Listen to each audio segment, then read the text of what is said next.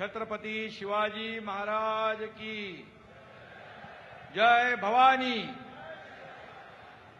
देशाचे लोकप्रिय, यशस्वी आणि कर्तव्यदक्ष प्रधानमंत्री, ज्यांना आपण विश्वगुरु म्हणतो, ते देशाचे आदरणीय नरेंद्र मोदीजींचं मी या महाराष्ट्राच्या भूमीमध्ये मनापासून स्वागत करतो आणि त्यांना मनापासून शुभेच्छा देतो। आता isakal.com आहे देशातील नंबर 1 ची मराठी न्यूज वेबसाईट। प्रत्येक अपडेटसाठी isakal.com ला नक्की भेट द्या। आजच्या या कार्यक्रमाला उपस्थित राज्याचे राज्यपाल आचार्य देवव्रत साहेब, राज्याचे लोकप्रिय मुख्यमंत्री देवेंद्र फडणवीस साहेब, आपले उपमुख्यमंत्री अजितदादा, केंद्रीय मंत्री राम नायडूजी, मोहोळजी, आठवलेजी, सर्व आपले जपानचे पण पाहुणे आले, त्यांचंही मी स्वागत करतो। आणि सर्व आमचे मंत्रिमंडळातील सहकारी, खासदार, आमदार आणि ज्यांनी हा अतिशय अत्याधुनिक असा एअरपोर्ट बांधण्याचं काम केलं, ते गौतमभाई अदानीजी, व्यासपीठावरील सर्व सन्माननीय मान्यवर। खरं म्हणजे मोदीजी जेव्हा जेव्हा महाराष्ट्रात येतात तेव्हा तेव्हा त्यांच्या शुभ हस्ते मोठ्या प्रकल्पांचं लोकार्पण आणि भूमिपूजन आपण करत असतो। 8 वर्षापूर्वी देशातल्या सर्वात मोठ्या ग्रीनफील्ड एअरपोर्टचं भूमिपूजन मोदीजींच्या शुभ हस्ते झालं होतं आणि आज त्यांच्याच हस्ते या एअरपोर्टचं लोकार्पणही होतंय। मोदीजींचा जिथं हात लागतो त्याचं सोनं होतं, याचंच उदाहरण या ठिकाणी आपण पाहतोय। मुरलीधरजींनी देखील त्याचा उल्लेख इथं केला आणि म्हणून हर एक विमान टेक ऑफ करता है, फिर वो लैंडिंग भी करता है। पर 2014 में मोदी जी ने जो टेक ऑफ किया है वो भारत को महाशक्ति बनाने के लिए, ये हम सब लोग इसके साक्षी है। प्रगति और विकास दोनों हमेशा साथ साथ आते हैं और जब उड़ान की बात होती है तो हमें मोदी जी याद आते हैं। अटौली जाए दीदा, यह सिर्फ एक एयरपोर्ट नहीं है, यह नए भारत के संकल्प और प्रधानमंत्री मोदी जी के महाराष्ट्र पर विश्वास का एक प्रतीक है। यहां से न केवल विमान उड़ान भरेंगे बल्कि एक मजबूत आत्मनिर्भर भारत जैसा कि मोदी जी ने सपना देखा है उसकी उड़ान भी शुरू होगी, क्योंकि हम कहते हैं 21वीं सदी नरेंद्र मोदी। मोदी जी ने देश की बागडोर संभाली तब देश में केवल 74 हवाई अड्डे थे। पिछले 10 सालों में यह संख्या बढ़कर दुगनी हो गई, 150 हो गई। 2030 तक तिगनी 220 करने का मोदी जी का निर्धार है। यह सिर्फ आंकड़ों की बात नहीं है, देश के आत्मविश्वास की कहानी है। मोदी है तो मुमकिन है, ये ऐसे नहीं कहते हम। आणि म्हणूनच मी आपल्याला विश्वास देतो की हा एअरपोर्ट याचा तुलना लंडनच्या हिथ्रो विमानतळाशी करतायत, परंतु लवकरच हिथ्रो वाले स्वतःची तुलना नवी मुंबईशी करू लागतील, हा देखील एक विश्वास या ठिकाणी व्यक्त करतो। या एअरपोर्टचं स्वप्न साकार करण्यासाठी सिडकोचं तसंच Navi Mumbai international airport limited चंही मी अभिनंदन करतो।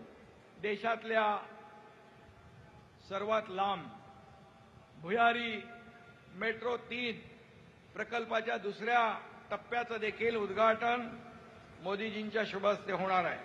पहिल्या टप्प्याला देखील हिरवा झेंडा मोदीजींनी दाखवला होता आणि उत्तर आणि पश्चिम मुंबईला भुयारी मार्गानं दक्षिण मुंबईशी जोडणारी ही मेट्रो देशाच्या सर्वोत्कृष्ट इन्फ्रास्ट्रक्चरचं एक उत्तम नमुना, एक उत्तम उदाहरण असेल. 2-4 वर्षातच सर्व मेट्रो लाईन सुरू होतील. महामुंबईच्या एका टोकापासून दुसऱ्या टोकाला जायला जास्तीत जास्त 1 तासच लागला पाहिजे. हे काम केवळ आणि केवळ महायुतीच करू शकते. कारण आपण पाहिलं की जेव्हा देवेंद्रजी मुख्यमंत्री होते तेव्हा काही प्रकल्प सुरू केले. त्यानंतर आघाडी आली, त्याने मेट्रो, नवी मुंबई एअरपोर्ट, समृद्धी, कारशेड, कोस्टल, अटल सेतू अशा अनेक प्रकल्पांमध्ये स्पीड ब्रेकर टाकले, त्याला स्थगिती दिली. आणि म्हणूनच जेव्हा 2022ला आपलं सरकार महायुतीचं आलं त्यावेळेस हे स्थगिती सरकार आपण हटवून टाकलं. सगळे स्पीड ब्रेकर आपण उखडून टाकले आणि त्यामुळे गेल्या 3 वर्षामध्ये या राज्याचा विकास डबल वेगाने होतोय. मोदीजींच्या आशीर्वादाने देशातले सर्वोत्कृष्ट इन्फ्रास्ट्रक्चरचे प्रकल्प महाराष्ट्रात उभे राहत आहेत आणि मोठ्या प्रकल्पांची कामं आपल्या राज्यात सुरू आहेत. डबल स्पीडने विकास करत असताना राज्यातल्या अन्नदात्या लाडक्या शेतकऱ्यांनाही आपण वाऱ्यावर सोडलेलं नाही. आज अजितदादांनी मगाशी सांगितलं, आज आपला शेतकरी बळीराजा संकटात आहे आणि या पूरग्रस्तांसाठी देखील कालच मुख्यमंत्री महोदय आणि आम्ही एक 32,000 कोटीचं पॅकेज जाहीर केलं आणि नुकसानग्रस्त शेतकऱ्यांची दिवाळी काळी होऊ नये हा शब्दही आम्ही पाळलेला आहे.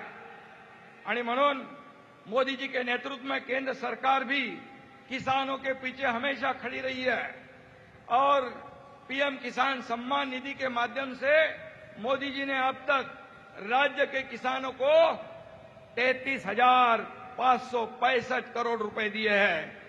विपक्ष के कुछ नेता कहते हैं क्या दिया क्या दिया, उन्हें ये दिखता नहीं है, ये आंकड़े पता नहीं है.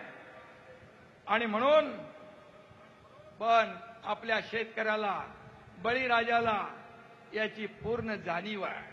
आणि म्हणूनच 2004 से 2014 तक कांग्रेस सरकार ने महाराष्ट्र के विकास के लिए सिर्फ केवल 2 लाख करोड़ दिए थे.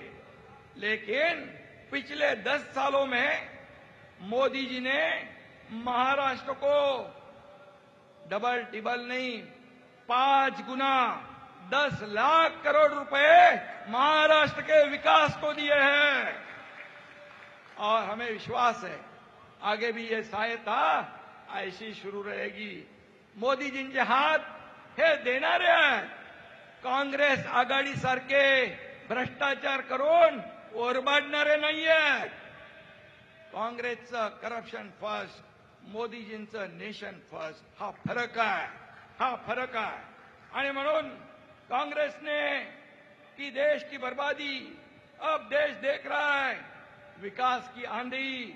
और इसका एकमेव कारण प्रधानमंत्री नरेंद्र मोदी, ये मैं विश्वास के साथ कहना चाहता हूं.